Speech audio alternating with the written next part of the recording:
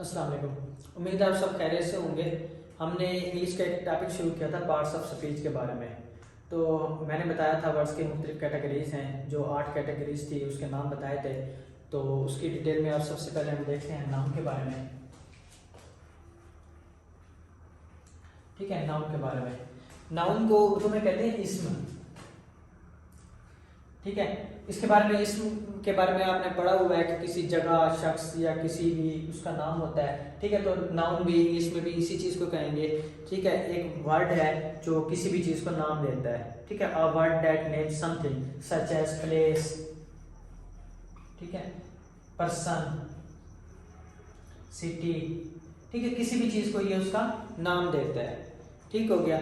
ये बहुत ही ज़्यादा अहम है नाउन, क्योंकि अगर हमें किसी चीज़ का नाम का नहीं पता होगा तो हम उसकी पहचान नहीं कर सकते। इसलिए क्या है, बहुत ज़्यादा अहम है। और जो बाकी पार्ट्स ऑफ स्पीच हैं, यानी बाकी कैटेगरीज हैं वर्ड्स की, जो बाकी 7 बजती हैं, उन सब में से ज़्यादा जो वर्ड्स हैं वो किसके अंदर आते हैं, नाउन के अंदर ही आते हैं। ठीक है, जब नाउन के अंदर इतने ज़्यादा अल्फाज हैं तो फिर क्या होगा, इसकी मज़ीद भी अक़साम होंगी। तो इसकी जो मेन अक़साम है वो है कि कॉमन नाउन, और एक है जी प्रॉपर नाउन। ठीक है, ये भी आपने उर्दू में पढ़ा हुआ है। इसमें मार्फा और इसमें नकरा। इसमें नकरा जो किसी आम चीज़ का नाम होता है और प्रॉपर किसी खास चीज़ का नाम होता है। तो इसी तरह जो आम चीज़ का है वो कॉमन नाउन है। आम चीज़ कैसे, मिसाल के तौर पर मैं लिख देता हूँ कि आ हुआ है। ठीक है, आ सिटी, आ टाउन, ठीक है, आ बुक स्टोर, या मैं लिख देता हूँ कि आ स्टेशन। ठीक है, कुछ भी चीज़ें।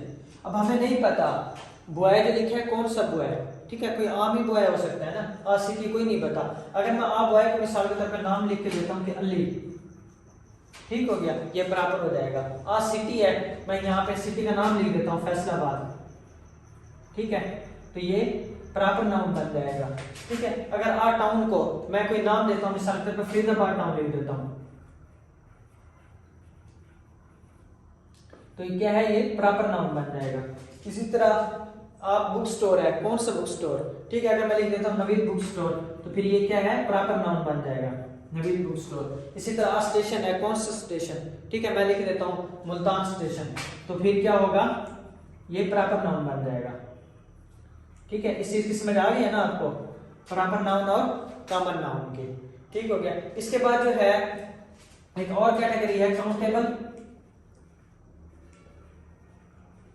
और अनकाउंटेबल। नाम से ज्यादा जिसको हम काउंट कर सकते हैं, गिन सकते हैं। ठीक है, जिनकी गिनती हो सकती है वो काउंटेबल नाउन होंगे, और जिसकी गिनती नहीं हो सकती वो अनकाउंटेबल नाम होंगे। ठीक है, नाउन होंगे। तो काउंटेबल जो है इसकी मजीद भी है, इसके अंदर सिंगुलर आ जाता है,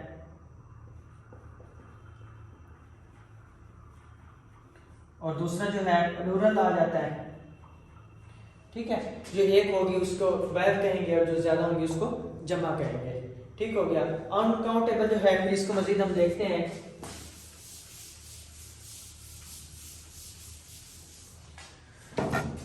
ठीक है, अनकाउंटेबल के अंदर एक और है एब्स्ट्रैक्ट नाउन।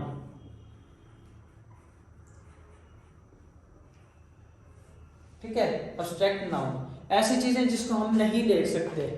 ठीक है, मिसाल के तौर पे खुशी है, खुशी को हम देख तो नहीं सकते ना, सिर्फ बयान कर सकते हैं। या किसी का गुस्सा है, ठीक है, हम उसको देख तो नहीं सकते। या किसी का पेन है, हम नहीं देख सकते, सिर्फ क्या कर सकते हैं, फील कर सकते हैं या बयान कर सकते हैं। तो ऐसी चीजें क्या है, एब्स्ट्रैक्ट नाउन है।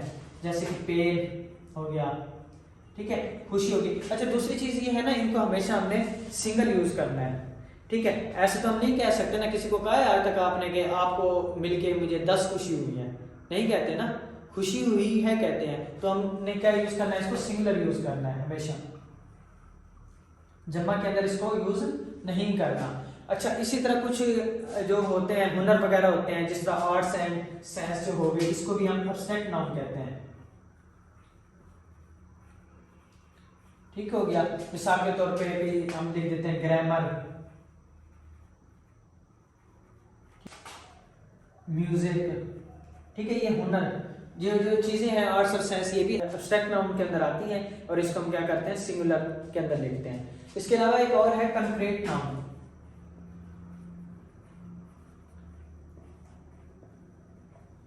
ठीक है। इसका हमने कहा है कि ये जो चीजें हैं ये हम सिर्फ फील कर सकते हैं, फिजिकली नहीं होती। कंक्रीट नाउन जो है ये होती फिजिकल है, फिर भी हम इसको क्या करते हैं, सिंगुलर यूज करते हैं।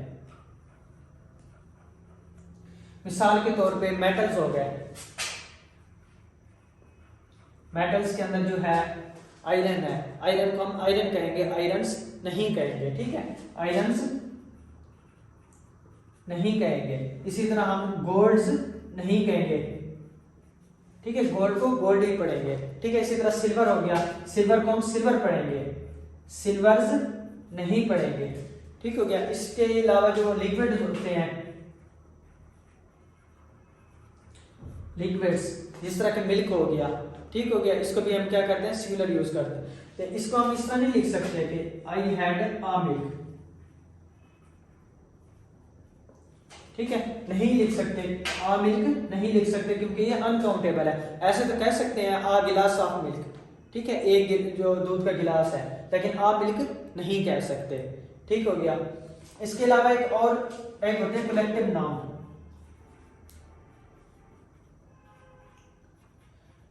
कलेक्टिव नाउन के अंदर क्या होता है, ग्रुप ऑफ पीपल होता है, कुछ जो आदमी होते हैं उनका ग्रुप बनता है। तो मिसाल के तौर पे एक ग्रुप है प्लेयर का,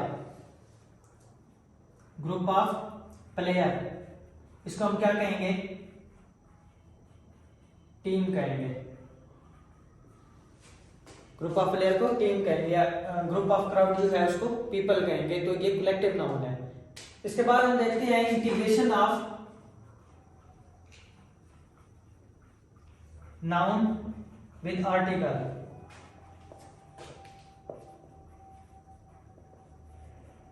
ठीक हो गया।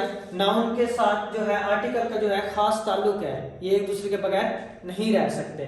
ठीक है, हमने आर्टिकल के बारे में पढ़ लिया था, कौन कौन से थे, एक तो था इंडेफिनेट आर्टिकल और था दूसरा डेफिनेट पार्टिकल।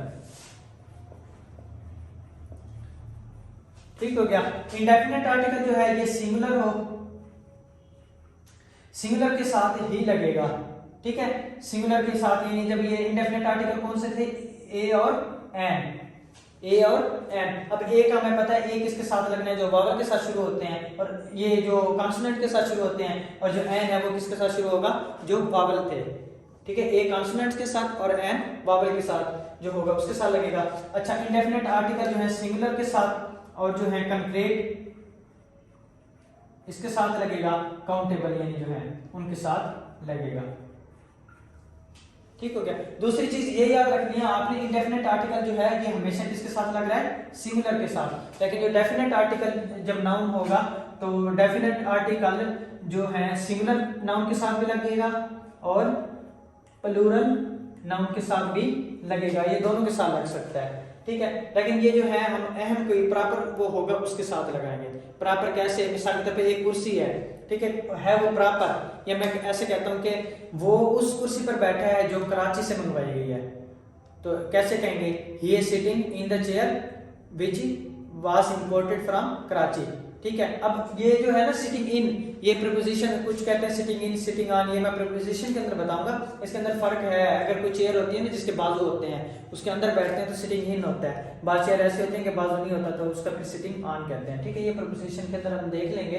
तो मैं वैसे बता रहा था कि जो डेफिनेट आर्टिकल है ये प्रॉपर नाउन के साथ लगता है, और ये सिंगुलर के साथ भी लग सकते हैं, प्लूरल के साथ भी लग सकते हैं, जो लेकिन इंडेफिनेट आर्टिकल है ये सिर्फ सिंगुलर के साथ लगेगा। ठीक हो गया। इसके बाद हम देखते हैं जो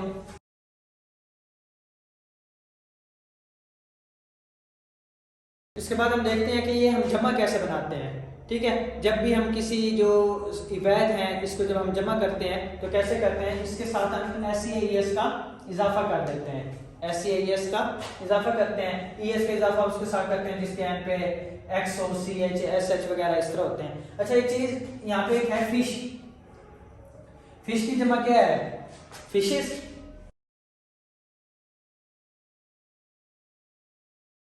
फिश की जमा क्या, फिशेस, लेकिन ये गलत है।